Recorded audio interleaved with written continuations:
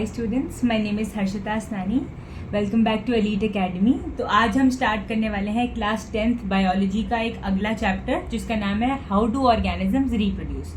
इस चैप्टर के 3 major parts हैं। फर्स्ट पार्ट इज जो हम आज वाले लेक्चर में कवर करेंगे कि रिप्रोडक्शन करते ही क्यों है, उसके अंदर जो वेरिएशन आते हैं वो कैसे आते हैं और ये वेरिएशन यूजफुल कैसे होते हैं हमारे लिए। जो second part of the chapter है वो है एसेक्सुअल रिप्रोडक्शन, जिसके अंदर ऐसे ऑर्गेनिजम्स जिनके अंदर सिर्फ सिंगल पेरेंट इन्वॉल्व होता है बेबीज प्रोड्यूस करने के लिए, इन दैट केस वो कौन कौन से मेथड्स का स्पेसिफिकली यूज करते हैं इन ऑर्डर टू रिप्रोड्यूस, हम वो पढ़ेंगे। एसेक्सुअल रिप्रोडक्शन कवर करने के लिए most probably will take 2 lectures, क्योंकि 6 जो है मेथड्स हैं, तो 3 ईच लेक्चर में हम डिवाइड करेंगे। और उसके बाद आता है the most important part which is sexual reproduction, जिसके अंदर हम male reproductive system, female reproductive system and finally fertilisation का पूरा प्रोसीजर पढ़ेंगे, जिसके अंदर भी हमें लगभग 2 से 3 क्लासेस लगने वाली है। तो I hope you guys have understood कि इस चैप्टर के अंदर है क्या क्या and what you guys are in for. तो अब हम स्टार्ट करने वाले हैं चैप्टर को। Just make sure you guys make notes, हर चीज को अच्छे से समझना है। मैं बहुत ज्यादा सिंप्लीफाइड मैनर में समझाने की कोशिश करूंगी, बट देन अगेन अटेंशन आपको देना है, ध्यान आपको देना है एंड अच्छे से नोट्स बना के प्रिपेयर करना है। Alright, so as I already mentioned कि जो ये वाला चैप्टर है इसके अंदर अभी हम स्टार्ट करने वाले हैं कि रिप्रोडक्शन, पहली बात तो होता क्या। Reproduction is the act of being able to produce progeny या फिर offspring of the same kind, that is what we call reproduction. एक ऐसी प्रक्रिया जिसके अंदर ऑर्गेनिज्म अपने जैसे और ऑर्गेनिजम्स को बना सकता है, उसे हम रिप्रोडक्शन कहते हैं। नाउ द क्वेश्चन अराइजेज, ये तो हमने समझ लिया कि रिप्रोडक्शन है क्या, बट ये करते क्यों है, रिप्रोडक्शन करने की जरूरत क्या है। Why to reproduce, because it is not something that is suppose to be important. मतलब reproduction is not a life process. समझते हो ना लाइफ प्रोसेस क्या होता है? Life process is a process जो एक ऐसा प्रोसेस है जिसके बिना एक ऑर्गेनिज्म सर्वाइव नहीं कर सकता, बट रिप्रोडक्शन किए बगैर तो एक ऑर्गेनिज्म इजीली सर्वाइव कर सकता है। और रिप्रोडक्शन में बहुत ज्यादा एनर्जी भी लगती है, तो फिर रिप्रोड्यूस करना ही क्यों है इन द फर्स्ट प्लेस, अभी हम ये समझने वाले हैं। तो why to reproduce, even though it is not a life process, ये एक ऐसा प्रोसेस नहीं है जिसको ना करे बगैर हम जिंदा ही नहीं रह सकते। It is not a life process and the other part is it is energetically expensive. क्या मतलब है इस बात का कि बहुत एनर्जी लगती है ना, मदर को उसे स्टोर करना है 9 मंथ्स के लिए, उसके बाद उसको पूरा नरिशमेंट प्रोवाइड करना है। मदर की बॉडी इतने सारे चेंजेस से अंडरगो करती है, इतनी प्रॉब्लम्स आती है उसके बीच में, मतलब it is not suppose to be an easy task to begin with. तो ये करना ही क्यों है? तो अब इसका रीजन इज, अगर हम ये मान लें कि जितने भी ऑर्गेनिजम्स इस दुनिया में रहते हैं, हर ऑर्गेनिज्म रिप्रोड्यूस ना करे, मतलब हर ऑर्गेनिज्म ये सोचे कि जरूरी थोड़ी है रिप्रोड्यूस करना, तो नहीं करते, तो आप देखोगे एक ऐसी कंडीशन आएगी कि हर एक टाइप का एक एक ही ऑर्गेनिज्म जो है इस दुनिया में बच पाएगा। राइट, हम बहुत ज्यादा ह्यूमंस एज अ स्पीशी बहुत ज्यादा पॉपुलर क्यों है? क्योंकि बहुत ज्यादा तादाद में maximum organism that survive on the earth are humans, which is why, क्योंकि उनका नंबर बहुत ज्यादा है तो वो रिकॉग्नाइज हो पाए, तो वो इतना कुछ डेवलप कर पाए, सब चीजें कर पाए। तो सबसे पहला रीजन तो यही है रिप्रोड्यूस करने का, कि जब एक ऑर्गेनिज्म रिप्रोड्यूस करेगा तो उसकी पर्टिकुलर स्पीशी को रिकॉग्निशन मिलेगा। Right, recognition not in the fact कि मतलब रिवॉर्ड मिलेगा या anything of that sort, in terms of the fact कि वो पहचाने जाएंगे कि ऐसा भी कोई ऑर्गेनिज्म है। आप देखते हो ना कोई ऐसा ऑर्गेनिज्म जो बहुत रेयर है, बहुत लोगों को पता ही नहीं होता उसके बारे में, क्योंकि वो ज्यादा दिखता ही नहीं है। तो ऐसा ही होगा कि हम क्योंकि कोई डाइवर्सिटी ही एग्जिस्ट नहीं करेगी, मतलब जो अमाउंट ऑफ ऑर्गेनिजम्स है वही बहुत कम हो जाएंगे, तो जो हम एक पर्टिकुलर स्पीशी के ऑर्गेनिजम्स को रिकॉग्नाइज नहीं कर पाएंगे।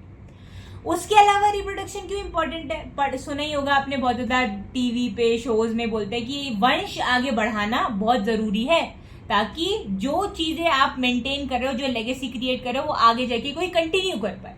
तो अगर नो पीपल स्टॉप रिप्रोड्यूसिंग, तो इस there would come a point जब यहाँ पे कोई इनहैबिट ही नहीं कर रहा होगा इस पूरे प्लेनेट पर।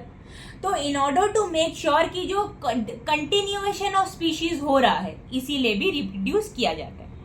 उसके अलावा रिप्रोडक्शन एक ऐसा प्रोसेस है जिसमें बहुत ज्यादा वेरिएशन क्रिएट होता है, क्योंकि डीएनए को कॉपी करते हैं, पेरेंटल डीएनए से बच्चे का डीएनए बनता है, तो एक और कॉपीज बन रही है डीएनए की ताकि वो पास ऑन हो सके।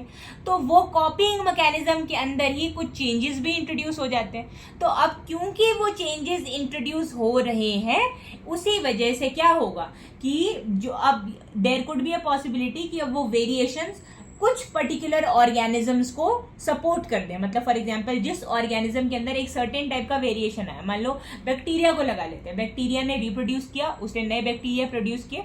मान लो जब एक जहां पे वो बैक्टीरिया मान लो पानी में रहता था, उसका टेम्परेचर एकदम से बढ़ गया, तो मोस्ट ऑफ द बैक्टीरिया जो थे, जो वो टेम्परेचर नहीं सह सकते थे, वो तो मर गए। But a certain subset of bacteria या फिर a certain number of bacteria जिनके अंदर उतना ज्यादा एक सर्टेन अमाउंट ऑफ वेरिएशन आ गया था ड्यूरिंग डीएनए कॉपिंग, वो उसे सरवाइव कर जाते हैं, अज्यूमिंग द फैक्ट कि वो जो वेरिएशन आया था उसने उनको हीट रेजिस्टेंट बना दिया। तो इसकी वजह से बैक्टीरिया के चांसेस ऑफ सर्वाइवल बढ़ गए।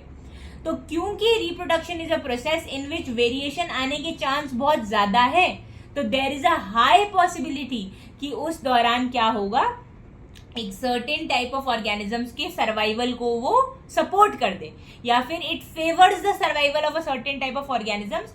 और इसी को बोलते हैं नेचुरल सिलेक्शन। जो ऑर्गेनिज्म अच्छे से हर एनवायरमेंटल कंडीशन को अध्ययन कर पा रहा है, टॉलरेट कर ले रहा है, नेचर उसको एक तरीके से सिलेक्ट कर रही है बाय प्रोड्यूसिंग एक सर्टेन टाइप के वेरिएशन उसमें, और वही वेरिएशन अब आगे के बच्चों में भी ट्रांसफर हो पाएंगे और वो भी हीट रेजिस्टेंट बनेंगे। सोचो अगर वो जो बैक्टीरिया है वो बोले कि नहीं भाई मैं तो रिप्रोड्यूस ही नहीं करूंगा, तो अब जो आने वाले बैक्टीरिया वो हीट रेजिस्टेंट नहीं होंगे, क्योंकि वो बना ही नहीं रहे पेरेंट्स हीट रेजिस्टेंट बैक्टीरिया। इस वजह से वो पर्टिकुलर वेरिएशन नहीं आएगा, और जो बैक्टीरिया है वो क्या हो जाएगा, वो मर जाएगा अगर ऐसी कोई एडवर्स कंडीशन फिर से आ गई तो मोटा मोटा जो हमें समझ में आया वो ये है कि रिप्रोडक्शन करने से अमाउंट ऑफ एक पर्टिकुलर स्पीशीज के इंडिविजुअल्स बढ़ेंगे, और अगर वो पर्टिकुलर स्पीशीज के इंडिविजुअल बढ़ते हैं तो हम उसे रिकॉग्नाइज कर पाएंगे, हम टैब्यूलेट कर पाएंगे कि हमारी धरती पे कितना डाइवर्सिटी है। डाइवर्सिटी इंक्रीज हो जाएगा तो जो इकोसिस्टम क्या होता है, एक ऐसा सिस्टम होता है जिसके अंदर biotic and abiotic components interact करते हैं। तो जितनी ज्यादा डाइवर्सिटी होती है इकोसिस्टम, उतना ज्यादा सक्सेसफुल होता है। तो एज आई ऑलरेडी मेंशन कि जो इकोसिस्टम है वो ज्यादा सक्सेसफुल होगा, मतलब कि ज्यादा डाइवर्सिटी अगर होगी तो ये जो नेचर है, ये जो सिस्टम है एक नेचर के अंदर, जिसमें एक ऑर्गेनिज्म दूसरे के ऊपर डिपेंडेंट है, दूसरा तीसरे के ऊपर, तो ये बहुत ज्यादा एक बढ़िया तरीके से चल पाएगा। उसके अलावा कंटिन्यूएशन ऑफ स्पीशीज रहेगी। एक पर्टिकुलर स्पीशीज जो है वो ऐसा नहीं है कि वो एलिमिनेट हो जाए या फिर वो रूल आउट हो जाए जस्ट बिकॉज वो पर्टिकुलर स्पीशी के जो इंडिविजुअल्स है वो रिप्रोड्यूस नहीं कर रहे, राइट। तो इन ऑर्डर टू शो कि हर कितनी सारी स्पीशीज है, कितना ज्यादा वेरिएशन है, कितनी डाइवर्सिटी है, ये जो है रिप्रोडक्शन का प्रोसेस इंपॉर्टेंट है। और उसके अलावा रिप्रोडक्शन के प्रोसेस में बहुत सारी वेरिएशंस जो हैं वो इंट्रोड्यूस होती हैं। वो वेरिएशंस जो हैं सर्टेन सबसेट्स ऑफ ऑर्गेनिजम्स के जो सर्वाइवल हैं उनको फेवर करती हैं, जिसकी वजह से वो क्या कर सकते हैं, वो आगे बढ़ के और अपने जैसे इंडिविजुअल बना पाते हैं। ठीक है भाई, तो एक बार लिख लेते हैं, बिकॉज ये जो ऊपर वाला क्वेश्चन था ना, वाई टू रिप्रोड्यूस, उसी का आंसर लिख रहे हैं हम कि रिप्रोड्यूस क्यों करते हैं। सबसे पहले तो वाई टू रिप्रोड्यूस बिकॉज, अब हम इसके आंसर लिखेंगे। तो सबसे पहला तो यही है कि to ensure the continuation of species on our planet। और क्या है भाई, to introduce variations in individuals which might favor the survival of a certain kind of individuals which are capable of tolerating wide range of conditions. तो हमने क्या क्या पढ़ लिया? कॉन्टिन्यूएशन ऑफ स्पीशीज के लिए बहुत बहुत इंपॉर्टेंट होता है, उसके अलावा वेरिएशन इंट्रोड्यूस करने के लिए बहुत ज़्यादा इंपॉर्टेंट है, और मैंने क्या इकोसिस्टम वाला पॉइंट बताया था कि diversity, to maintain diversity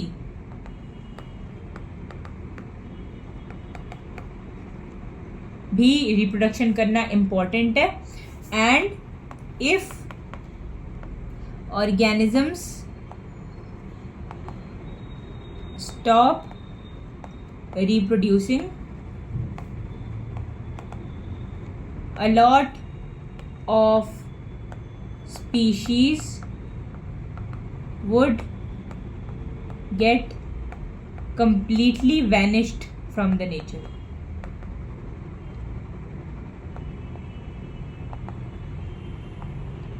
From the nature.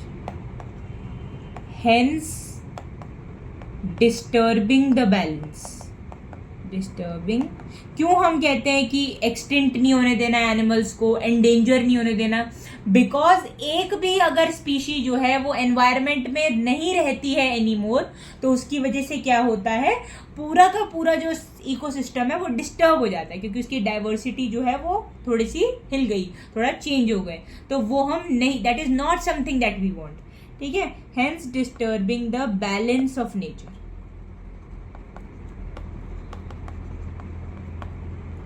ठीक है जी, तो ये तो हो गया कि रिप्रोड्यूस करना क्यों.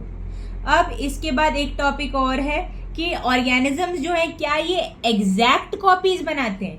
देखो, एसेक्सुअल रिप्रोडक्शन अगर हो रहा है, मतलब जिसके अंदर सिंगल पेरेंट का इन्वॉल्वमेंट है, उसमें तो ऑब्वियस है कि जब पेरेंट ही एक है तो उस केस में एग्जैक्ट कॉपी बनने के चांसेस बहुत ज़्यादा है, और बनते भी हैं. मैंने क्यों बोला कि बनने के चांसेस हैं?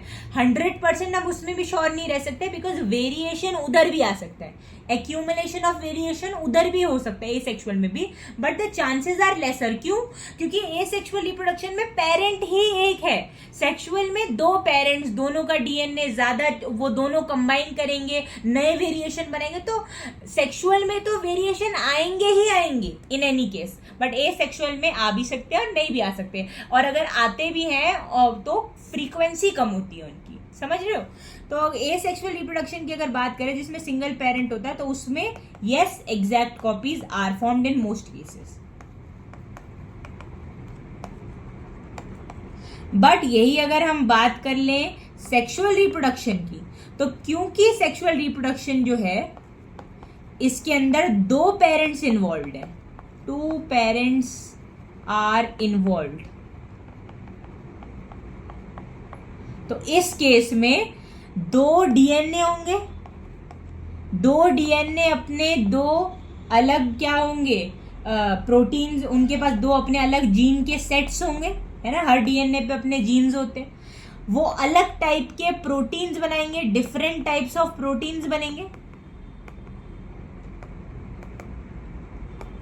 और जो प्रोटीन है ये जो है ये अलग अलग वेराइटी की हो सकता है, वो क्योंकि 2 जो जेनेटिक मटेरियल है वो फ्यूज कर रहे हैं, तो अब आपको नहीं पता कि अब वो नए जो जीन है, जो बच्चे के जीन्स है, वो कितने अलग होने वाले हैं या फिर कितने सिमिलर होने वाले हैं अपने पेरेंट्स से.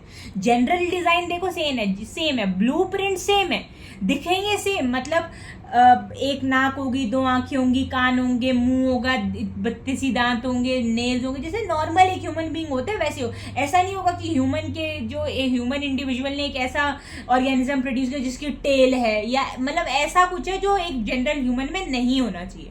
समझ रहे हो मेरी बात? तो जनरल बॉडी डिजाइन या फिर ब्लूप्रिंट जो है वो सेम है, बट बिकॉज 2 अलग अलग इंडिविजुअल्स ने कंबाइन करके जो है एक जेनेटिक रिकॉम्बिनेशन हुआ है, 2 जीन्स का फ्यूजन हुआ है एक तरीके से, तो अब जो नया इंडिविजुअल है वो एग्जैक्ट कॉपी तो बिल्कुल नहीं होने वाला। हाँ, अब वो degree of similarity with the parents जो है वो वेरी कर सकती है ना। अगर बच्चा जो है उसने काफी हद तक अपने पेरेंट्स के जीन्स को इनहेरिट किया है, तो the kid will most likely look like one of his parents और बोथ ऑफ हिज पेरेंट्स, या जो भी है। But most of the cases में बहुत सारे वेरिएशन प्रोड्यूस हो जाते हैं। अब हमेशा ये वेरिएशन सही हो ये जरूरी नहीं है। पूरा अगर अपन एक ग्रुप की बात करें, एक पूरी स्पीशीज की, तो उसमें अगर वेरिएशन आते हैं ना तो वो हेल्पफुल होते हैं। कैसे कि अगर कोई कंडीशन आएगी तो जिनके अंदर वेरिएशन आए उससे पता लगेगा कि चलो इनमें वेरिएशन आए, अगर वो सर्वाइव नहीं कर पाए तो समझ आ जाएगा कि ये वेरिएशन सही नहीं थी, है ना। और अगर वो वेरिएशन जो है वो सही थी तो वो वाले पर्टिकुलर इंडिविजुअल्स जो है वो सर्वाइव करेंगे और बाकी के सारे वाइप आउट हो जाएंगे। इससे ये इंश्योर होगा कि जो सही वेरिएशन को लेके बढ़ रहे हैं आगे वो ही आगे जाए। बट इंडिविजुअल लेवल पे अगर मान लो वेरिएशन गलत हो गई है ना, कोई दिक्कत आ गई, म्यूटेशन हो गया, मतलब डीएनए कॉपिंग में कोई गलत हो गया, कुछ भी गलत हो गया बेसिकली, तो उससे क्या हो जाएगा, जो ऑर्गेनिज्म है उसके अंदर कुछ ना कुछ ऑल्टर्ड होगा और वो कुछ ना कुछ प्रॉब्लम क्रिएट कर सकता है। समझ रहे हो? तो सेक्सुअल रिप्रोडक्शन में कहने का मतलब ये है क्योंकि 2 parents, 2 DNA, 2 gene set, 2 protein के सबसेट्स इन्वॉल्व हैं, तो इसीलिए ऑर्गेनिज्म और individuals produced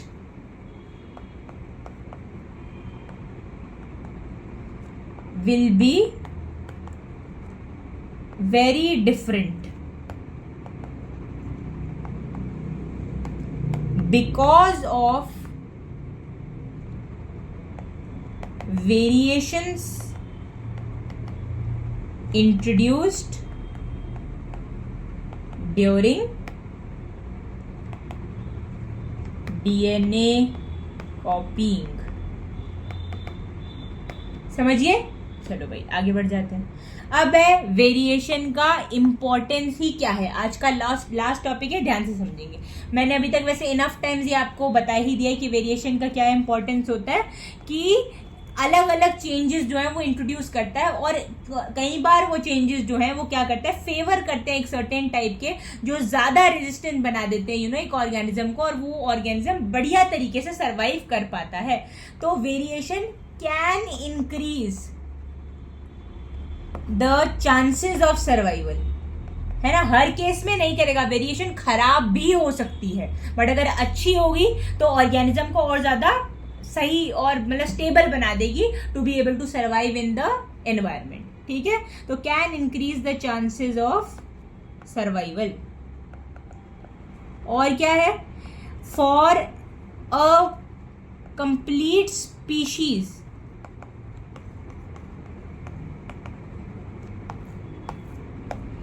variations will help in identification and continuation of individuals carrying a certain type of variation।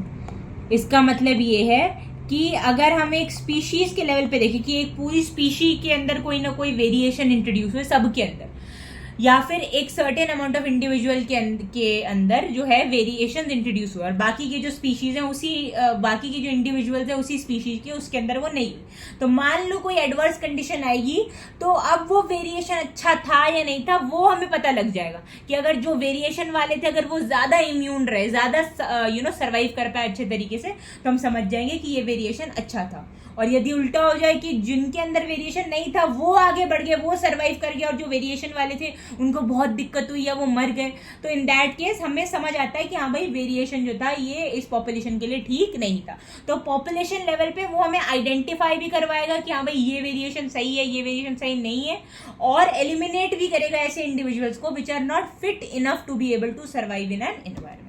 समझ गए?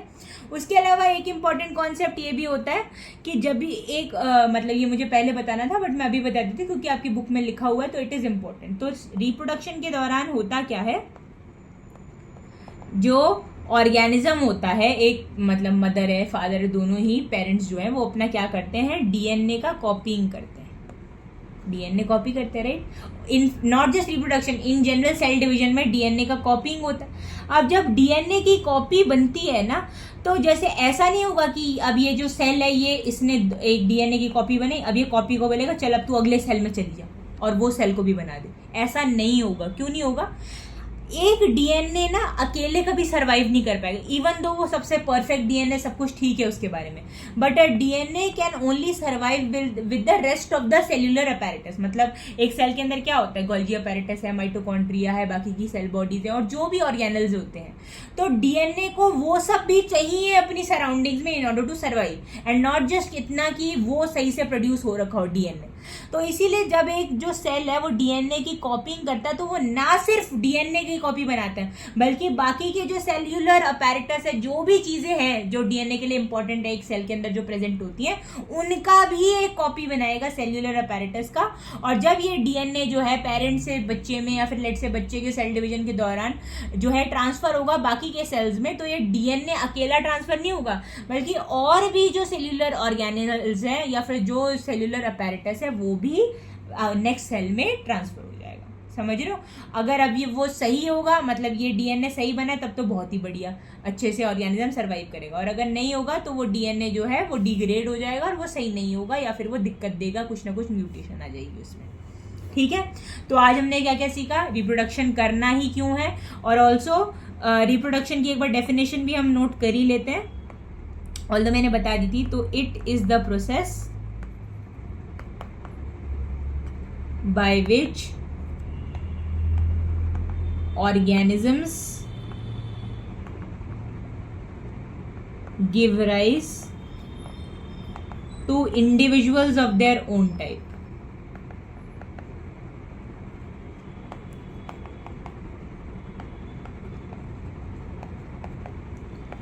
All right, not a life process, not a life process. और life process क्या होता है, anything which is not necessary for our survival, मतलब उसके बिना भी काम चल जाएगा। अब ये टेक्स्ट क्वेश्चंस थे कुछ, वो कर लेते हैं। What is the importance of DNA कॉपिंग in reproduction? DNA कॉपिंग से ही तो डिसाइड होता है कि जो अगले सेल है वो सही बनने वाले हैं नहीं। अगर डीएनए कॉपिंग के दौरान जो है सब कुछ सही रहा तो जो डीएनए है वो स्टेबली आगे पास ऑन हो जाएगा। अगर डीएनए कॉपिंग के दौरान वेरिएशन आ गए तो अब वो जो नया ऑर्गेनिज्म होगा वो सेम नहीं होगा पेरेंट से, वो उसके अंदर बहुत सारे वेरिएशन हो गए। अब वो वेरिएशन सही है गलत है वो देखने को मिलेगा। तो डीएनए कॉपिंग में मेजर चीज होती है कि वेरिएशंस इंट्रोड्यूस होते हैं, और वेरिएशंस जो होते हैं वो इंट्रोड्यूस होते रहने चाहिए, क्योंकि जनरली जो वेरिएशंस हैं वो एक ऑर्गेनिज्म को बेटर तरीके से जो है एड करते हैं और सर्वाइव करने में हेल्प करते हैं एक एनवायरनमेंट के अंदर। तो अगर वेरिएशन आ रहे हैं इसका मतलब जो एक इंडिविजुअल है उसके चांसेस ऑफ सर्वाइवल ज्यादा है ना। देखते हो ना कि जैसे एक पर्टिकुलर जीन होती थी पहले वो एग्जिस्ट करती थी, फिर वो नहीं करी, कोई ना कोई वेरिएशन आता गया और वो जो नए ऑर्गेनिज्म बने वो ज़्यादा अच्छे से सर्वाइव कर पाए बिकॉज उनके अंदर वेरिएशन आ चुके हैं। तो अगर एक ही चीज़ स्टेबली चलती जाएगी तो सारे लोग एक टाइप के हो जाएंगे। तो मान लो कोई ऐसी चीज़ हो गई है ना, कोई एक एपिडेमिक आ गया या कोई भी एडवर्स कंडीशन आई, तो सारे के सारे स्पीशीज के जो इंडिविजुअल है वो एक साथ वाइप आउट हो जाएंगे। हाउएवर अगर वेरिएशन आती रहेंगी तो ऐसे फिर भी कोई ना कोई इंडिविजुअल बचेंगे जो कि उस कंडीशन को भी सर्वाइव कर जाएंगे। और ये जरूरी क्यों है किसी ना किसी का सर्वाइव करना, ताकि वो और आगे रिप्रोड्यूस करके कंटिन्यूटी ऑफ स्पीशीज को मेंटेन कर सके। एक इंपॉर्टेंट चीज ये और भी लिख सकते हैं हम रिप्रोडक्शन में कि रिप्रोडक्शन क्या करता है, ensures the continuity of a species, ensures continuity of species. समझ रहे हो?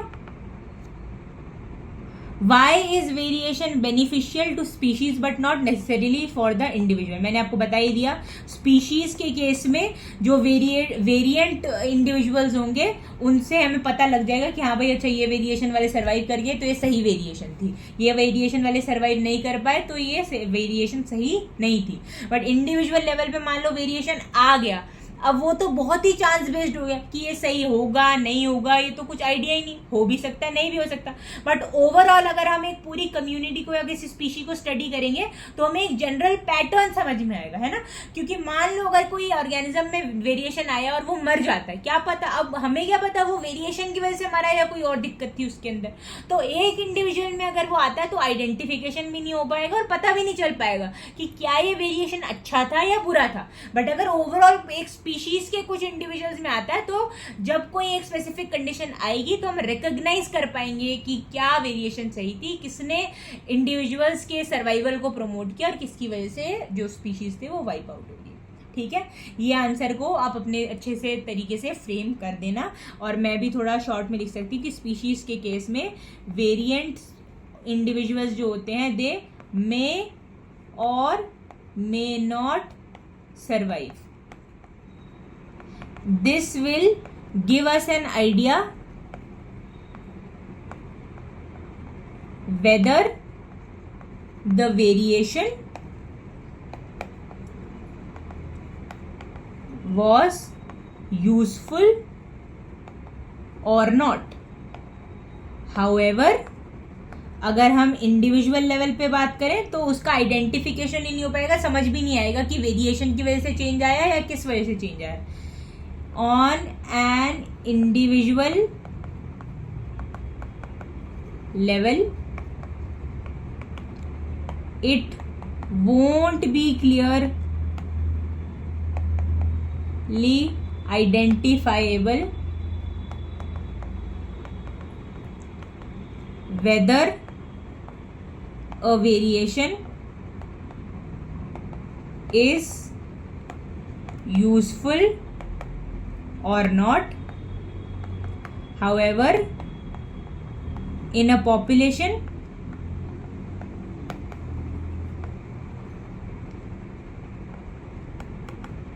we can comprehend